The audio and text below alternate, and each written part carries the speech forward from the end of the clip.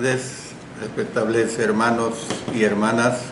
Nuevamente está con ustedes el hermano Alexander Castellanos, siempre desde la República de El Salvador, transmitiendo a través del Alumbrador Cristiano y a través de mi especial programa Te Daré lo Mejor.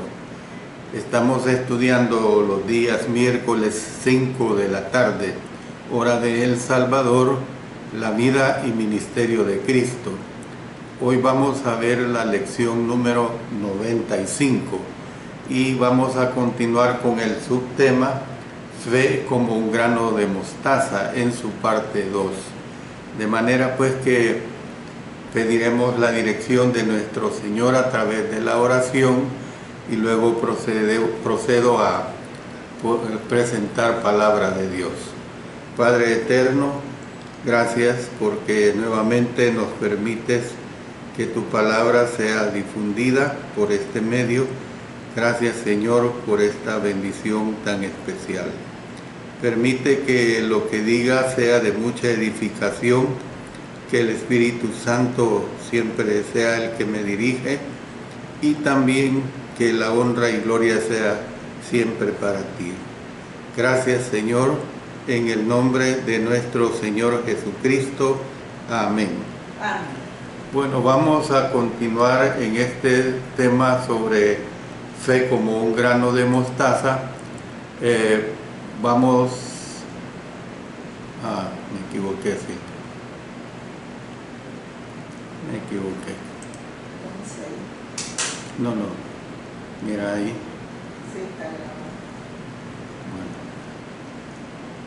Sí, perdón por esta interrupción que he tenido, pero hubo un error de internet, pero vamos a proseguir adelante.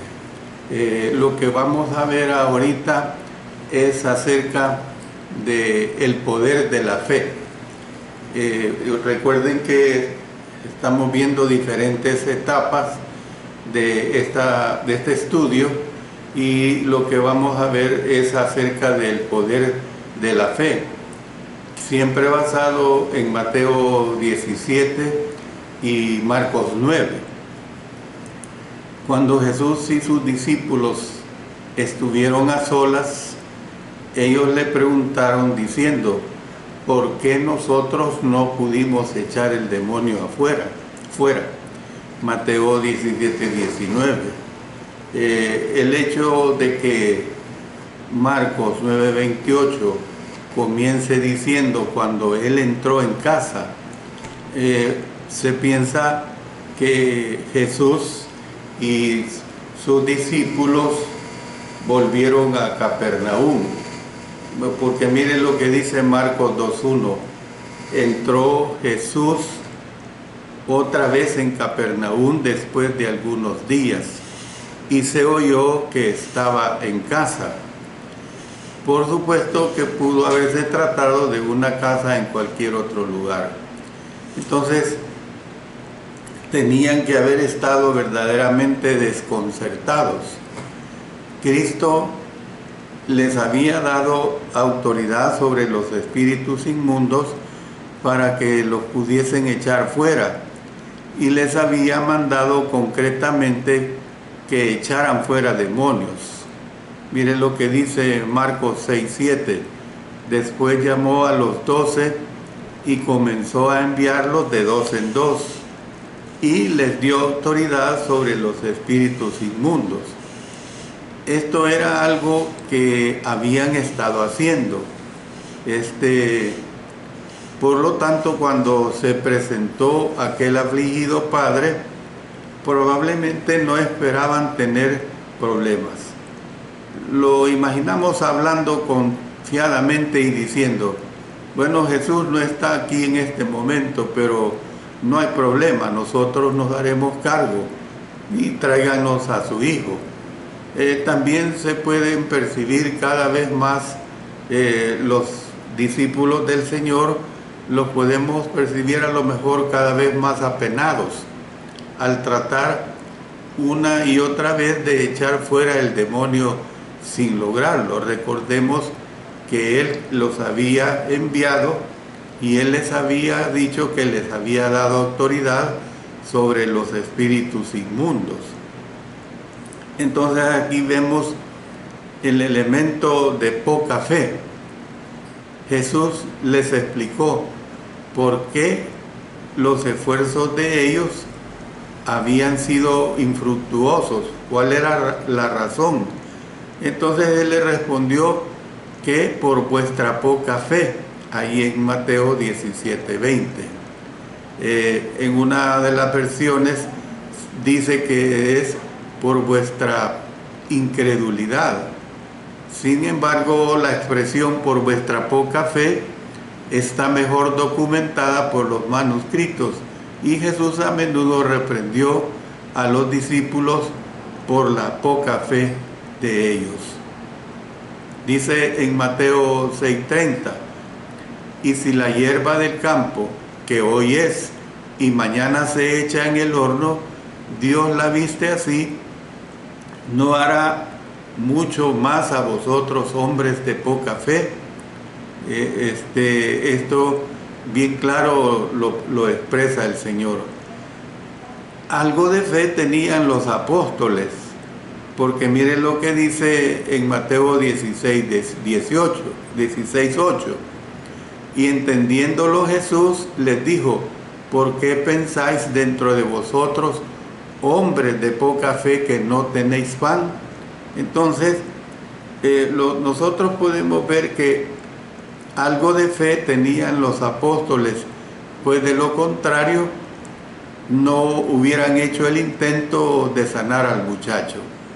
Pero de algún modo la fe de ellos no era suficiente. Y el Señor les siguió diciendo, porque de cierto os digo que si tuvierais fe como un grano de mostaza, diréis a este monte, pásate de aquí allá, y se pasará, y nada os será imposible. Aquí quiero dar varias aclaraciones. Jesús acababa de descender de un monte. Es probable que estuviera señalando ese monte en el momento que dijo este monte. Luego, en cuanto a las palabras, y nada os será imposible, realmente posteriormente vamos a ver cuando estudiemos Marcos 9:23 sobre esta situación más ampliamente. Y luego la versión del Rey Santiago y la Reina Valera añade el versículo 21, que no se halla en la mayoría de los manuscritos más antiguos, donde dice, pero este género no sale sino con oración y ayuno. Y abarcaremos la parte central de esta aseveración, como decía, cuando estudiemos Marcos 9:29 más adelante en este mensaje. Bueno, la ilustración acerca del monte que presentó Cristo ha fascinado y también ha extrañado a muchos. Dice que más adelante usará la misma ilustración para recalcar pues la importancia de orar con fe.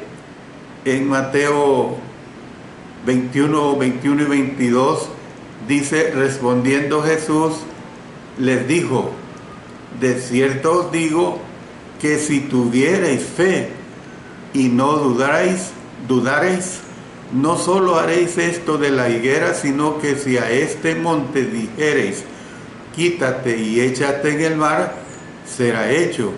Y todo lo que pidiereis en oración, creyendo, lo recibiréis. El apóstol Pablo también usó una figura retórica parecida y la tenemos registrada en 1 Corintios 13:2. Mire lo que dice el apóstol Pablo. Y si tuviese profecía y entendiese todos los misterios y toda ciencia, y si tuviese toda la fe, de tal manera que trasladase los montes, y no tengo amor, nada soy. No obstante, no sería un tratamiento justo del pasaje considerar que está hablando de peñas en el sentido literal, material del término. No hay indicios de que Jesús y sus discípulos trataran alguna vez de mover un monte material. Sería pues un milagro con un propósito muy pobre en el programa espiritual del Señor. En los tiempos de Cristo era frecuente que los montes se usaran como figuras retóricas, es decir, las ilustraciones, las figuras retóricas siempre se han usado y se usan de acuerdo a los tiempos, de acuerdo a las edades. Por ejemplo, si se nos pidiera a nosotros poner ilustraciones, pondríamos ilustraciones desde el punto de vista de las cosas de la ciencia actual. Un monte era probablemente el objeto más grande que la gente conocía. Nosotros también hacemos uso de simbolismo parecido cuando hablamos de, uno dice, por ejemplo, estoy sepultado bajo una montaña de trabajo. ¿Qué es lo que está diciendo? Que tengo una barbaridad de trabajo, una cantidad enorme de trabajo. Es un lenguaje figurado. Por ejemplo, una ama de casa puede decir, tengo una montaña de platos sucios, o sea, una gran cantidad de trastos que hay que lavar. O puede decir también, tengo un cerro de ropa sin aplanchar. Es decir, son figuras retóricas que se usan en el sentido de dar a entender, en este caso que estoy poniendo ilustraciones de cantidades enormes, pues es lo que se usa, y por eso se usa este tipo de lenguaje. Entre los judíos, la expresión mover un monte era una figura retórica conocida que hacía referencia a superar obstáculos. Y yo se lo ilustro con citas del Antiguo Testamento. Por ejemplo, en Isaías 44, todo valle será alzado, y bájese todo monte y collado, y lo torcido se enderece, y lo áspero se allane. También aquí en Isaías 49:11, y convertiré en camino todos mis montes, y mis calzadas serán levantadas. Fíjese bien, es un lenguaje retórico. Aquí mismo en Isaías 54:10 dice, porque los montes se moverán y los collados temblarán. Figuras retóricas, pues.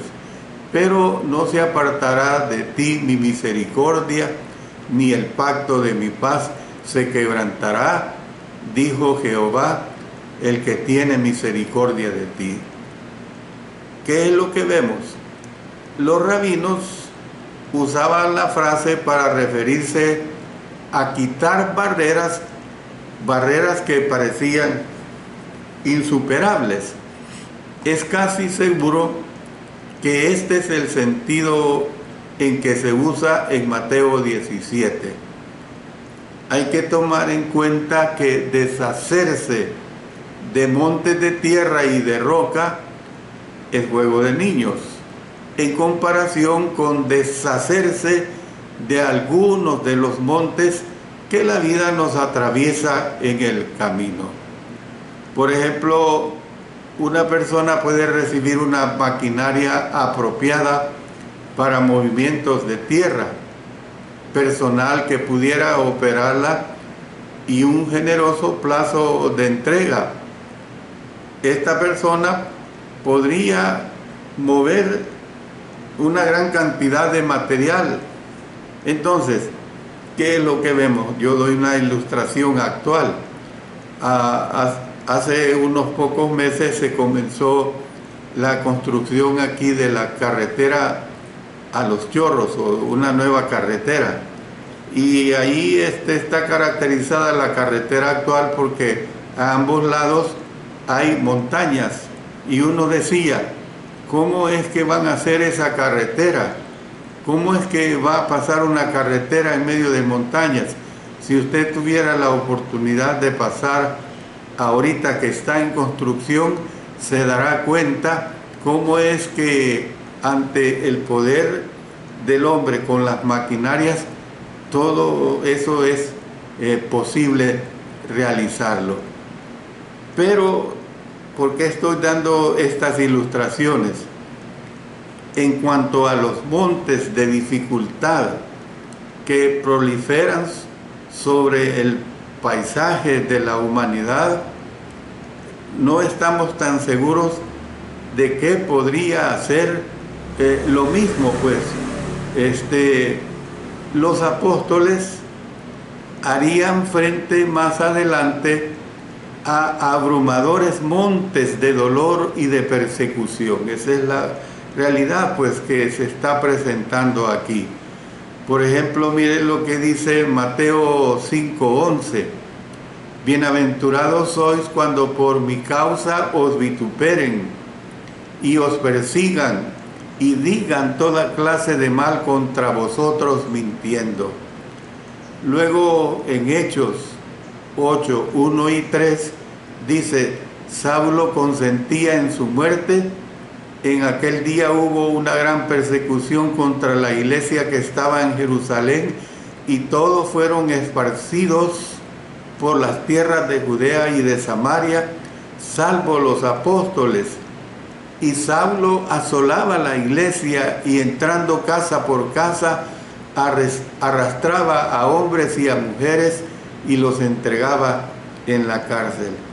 Esto podría decirse que son los montes que los cristianos tuvieron en aquel tiempo. No necesitaban seguridad en cuanto a poder deshacerse de las ondulaciones rocosas que se elevan por encima del terreno. Lo que sí necesitaban era la seguridad de que con la ayuda del Señor ellos podrían superar los montes que Satanás motivara y el hombre levantara con el fin de desanimarlos. Cristo les estaba asegurando a sus seguidores que ellos podían vencer cualquier dificultad, pero debían entender que había una condición, y esta era que tuvieran fe como un grano de mostaza. Por eso Jesús a menudo usó el grano de mostaza, una de las más pequeñas de todas las semillas, como símbolo de lo que es extremadamente pequeño. Por eso dice aquí en Mateo 13:31, otra parábola les refirió diciendo, el reino de los cielos es semejante al grano de mostaza que un hombre tomó y sembró en su campo. Hay unas ligeras diferencias en los evangelios. En Lucas 13:19 dice, es semejante al grano de mostaza que un hombre tomó y sembró en su huerto, y creció y se hizo árbol grande, y las aves del cielo anidaron en sus ramas. Por ejemplo, también en Lucas 17:5 y 6 dice, si tuvierais fe como un grano de mostaza, podrías decir a este sicómoro, desarráigate y plántate en el mar, y os obedecería. Lo que se presenta en Mateo 17:20 es que es un contraste entre lo más pequeño, o sea, un grano de mostaza, y lo más grande, un monte, que conocían sus oyentes. Entonces, el Señor recalcaba así, pues, el extraordinario poder de la fe. Eso es lo que Él les estaba destacando enormemente. Bueno, sin embargo, no era solamente el tamaño lo que Cristo estaba considerando al usar el grano de mostaza como ilustración. De hecho, aunque en algunas traducciones se lee fe del tamaño de un grano de mostaza, la palabra tamaño no aparece en el texto original. En el texto griego se lee fe como un grano de mostaza, nada más. Este grano pues tiene varias cualidades que se relacionan con la fe que debemos tener. Por ejemplo, es pequeño, pero es eficaz. Es un grano pequeño, no importa su tamaño, pero es eficaz. Usted, por ejemplo, siembra granos de maíz, son diminutos. Usted vea, compare, y usted lo conoce bien, un grano de maíz, y luego, después de unos 2 meses o 2 meses y medio, aquel grano se ha transformado en una planta de al menos 2 metros, dando mazorcas, 2 o 3 mazorcas por planta, que sirven para dar mucha alimentación. Es un grano pequeño, pero tiene vida, así como debe tenerla nuestra fe. Mire lo que dice Santiago 2:26, porque como el cuerpo sin espíritu está muerto, así también la fe sin obras está muerta. También podemos decir que es un grano pequeño, pero tiene un gran potencial. En Lucas 13:19 dice: es semejante al grano de mostaza que un hombre tomó y sembró en su huerto, y creció y se hizo árbol grande, y las aves del cielo anidaron en sus ramas. Este día yo leía una ilustración muy bonita y decía: no encierres a los pajaritos en una jaula, siembra un árbol y ahí tendrás el canto de las aves sin encerrarlo. Y eso es una realidad. Por eso es que tenemos que entender que el grano es un grano pequeño, es un grano frágil, pero recibe de buena gana la fuerza de la tierra que le rodea.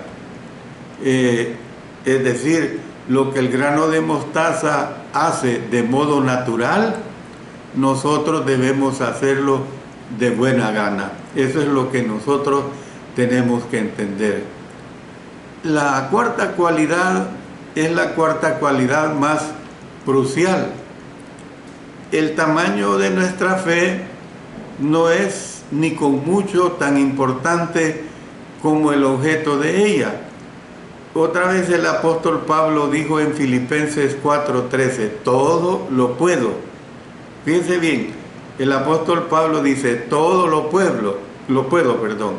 Entonces, esta expresión se parece bastante a la que dice, al que cree todo le es posible, en Marcos 9:23. Sin embargo, usted preste atención a la manera como concluye el apóstol Pablo su aseveración. Todo lo puedo, dice, en Cristo que me fortalece. ¿Ve? Ahí está la gran diferencia. Todo lo puedo en Cristo que me fortalece.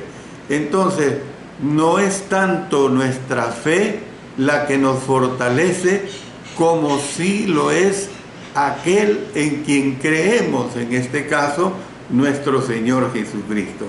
Entonces, para ilustrar esto, usted imagínese que transita por un camino hasta llegar a un puente que se extiende sobre un río muy caudaloso. Ahora usted no cruzará este río a menos que crea que el puente aguantará su peso. Sin embargo, cuando se encuentra usted a mitad del puente, ¿acaso será su fe en el puente lo que le estará sustentando? ¿No será más bien el puente en sí? Yo espero que comprenda lo que le estoy diciendo o lo que le estoy haciendo ver. ¿Qué es lo que le digo? Que no le demos tanta importancia al tamaño de nuestra fe como si se la debemos dar a aquello en que creemos, o aquel en quien creemos. O sea, nuestra fe debe estar totalmente cimentada en nuestro Señor Jesucristo, en que Él nos hace que muchas cosas sean posibles, que muchas cosas sean realizables y se realicen, pues que sean una realidad dentro de nuestra vida dedicada a Él. La aseveración de Jesús que se presenta en el sentido de que al que cree todo le es posible, debe considerarse al lado de la aseveración que hizo posteriormente en el sentido de que para Dios todo es posible. Y esto lo tenemos en Mateo 19:26. No hay poder, pues, aparte de la fuente de la cual emana ese poder, o sea, la fuente es nuestro Señor Jesucristo. El apóstol Pablo escribió en 2 Timoteo 1:12, sea quien he creído y estoy seguro que es poderoso. Entonces, nosotros vemos, pues, que esto se puede decir de otra manera: conozco a aquel en quien he confiado.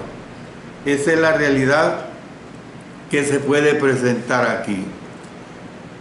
Bueno, entro en esta sección que estoy tratando acerca del poder de la fe.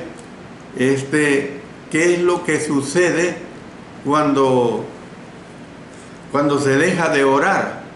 Bueno, tenga presente todo lo anterior al considerar la respuesta que dio Jesús a los apóstoles según lo consigna Marcos. Según narra este autor, cuando los discípulos preguntaron por qué no pudieron echar fuera el demonio, el Señor lo respondió, y ya lo hemos visto, diciéndoles: este género con nada puede salir sino con oración. Entonces, ¿qué es lo que vemos? Y ahí está eso documentado en Marcos 9:29. Si aisláramos esta aseveración, daría la impresión de que los apóstoles no pudieron echar fuera al espíritu maligno porque no oraron en el momento que trataron de echarlo. Sin embargo, si usted repasa el relato, observará que Jesús no oró antes de exorcizar al demonio, pero sí había pasado una noche en comunión con Dios en el monte. Mire lo que dice Lucas 9:28. Aconteció como 8 días después de estas palabras que tomó a Pedro, a Juan y a Jacobo y subió al monte a orar. Entonces esto lo hizo antes de mandar al espíritu que saliera del niño. Algunos creen que la frase este género indica que algunos demonios eran más poderosos que otros. Bueno, una cosa es segura: el demonio que poseía el muchacho no salió tan dócilmente como los de pasajes que hemos estudiado anteriormente. O sea, cada caso, en cierto modo, tiene una diferencia. Entonces, lo más probable es que la referencia a la oración sea una señal de que los discípulos se habían descuidado en su práctica de la oración en general. La oración no consiste, hermanos y hermanas, en decir palabras mágicas que hacen que sucedan maravillas. La oración consiste en reconocer que dependemos del Creador del universo. Muchos están convencidos de que los apóstoles fracasaron porque dejaron de tener fe en Dios y comenzaron a tenerla en la propia capacidad de ellos para echar fuera demonios. O sea, a lo mejor ellos estaban excesivamente confiados en sí mismos antes que conscientemente confiados en Dios. Mire el caso de Sansón, al igual que Sansón, pues salieron a la batalla sin saber que ya no contaban con el poder de Dios. Mire lo que dice Jueces 16:20. Y le dijo Sansón: los filisteos sobre ti. Y luego que despertó él de su sueño, se dijo: esta vez saldré como las otras y me escaparé. Pero mire lo que dice: pero él no sabía que Jehová se había apartado de él. Yo voy a terminar mi disertación de esta tarde diciendo lo siguiente: qué fácil es que nos suceda esto a nosotros, amados hermanos y hermanas. Dios nos da dones y bendice nuestros esfuerzos, y no ha pasado mucho tiempo cuando ya estamos creyendo en nuestro poder para razonar, en nuestra sabiduría para tomar decisiones y en nuestra capacidad para actuar. Cuando esto sucede, es inminente el fracaso espiritual. Para que una hoguera se mantenga ardiendo, debe ser alimentada constantemente. Usted imagínese una hoguera de leños. Aquí en nuestro medio eso no es común por la clase de clima que tenemos. Usted se da cuenta, para que una batería pueda seguir suministrando energía, debe recargarse una y otra vez. Entonces, ¿qué es lo que vemos? Que para que la vida espiritual de una persona se mantenga sólida, ella debe renovar regularmente su relación con el Señor. Por eso expreso dos citas bíblicas que son muy interesantes. Santiago dijo en el capítulo 4:8: acercaos a Dios y Él se acercará a vosotros. Y mire este versículo muy importante y muy alentador, muy estimulante del libro de Isaías, en el capítulo 40, versículo 31. Los que esperan a Jehová tendrán nuevas fuerzas, levantarán alas como las águilas, correrán y no se cansarán, caminarán y no se fatigarán. Fíjense bien, yo unos momentos antes de iniciar esta clase, yo le decía a mi esposa: este calor me tiene extenuado, me tiene sin ánimo, porque realmente nosotros vivimos en un país de clima bastante árido. Las temperaturas han llegado de los 32 a los 36 grados y en otras regiones de la nación 40 hasta los 44 grados. Ese clima exaspera, ese clima hace que mentalmente uno no funcione igualmente. Pero cuando yo leo palabra de Dios en este sentido que nos presenta Isaías, yo tengo ánimo, yo, por decirlo así, tengo fuerza espiritual. Por eso se lo repito: los que esperan a Jehová tendrán nuevas fuerzas, levantarán alas como las águilas, correrán y no se cansarán, caminarán y no se fatigarán. Este correr, este caminar, este no cansancio, esta no fatiga, es en el sentido puramente espiritual. No se está refiriendo a un cansancio ni a una fatiga desde el punto de vista de este cuerpo humano, porque espiritualmente nosotros, hermanos y hermanas, somos fortalecidos a través de nuestro Dios, a través de nuestro Señor Jesucristo, por intervención divina del Espíritu Santo. Dios bendiga a cada uno de ustedes, respetables hermanos, que su palabra siempre siga ayudándonos para estimularnos enormemente para seguir adelante. Es mi oración pues que los días miércoles 5 de la tarde hora del Salvador nos conectemos para que sigamos escuchando palabra de Dios. Gracias hermanos por su atención y vamos a terminar pues con una oración. Señor Dios Todopoderoso, te damos gracias porque de una u otra manera tú nos ayudas, tú nos fortaleces, tú nos ayudas a presentar tu divina palabra. Gracias por ello, Señor. Gracias porque en ella somos animados, porque en ella somos estimulados enormemente.